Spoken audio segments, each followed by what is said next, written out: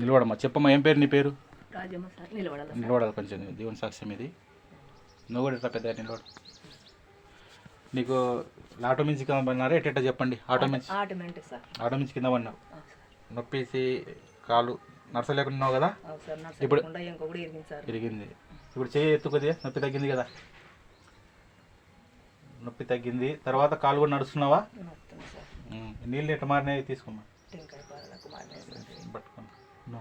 నిలబడమ్మా. నిలబడ, ఆమె కాడ నిలబడండి. అట్లా ఇది నువ్వు చేయి అట్లా పెట్టవా. ఈ వాటరు నీళ్ళు ఎన్ని రకాలు మారినాయమ్మా చెప్పండి. నువ్వు చెప్పు పెద్ద. టెంకాయ పాలు అని అంటారా? టెంకాయ నీళ్ళు అంటారు కదా. మరి చేసింది యేసుప్రభువే.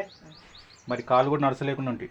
యేసుప్రభు నమస్కారం చెప్పు. పట్టుకో, నువ్వు పట్టుకోలే. యేసుప్రభు నమస్కారం. పెద్ద నువ్వు కూడా నడచలేకుండా ఉంటావు కదా, కట్టెతో నడుస్తున్నావు.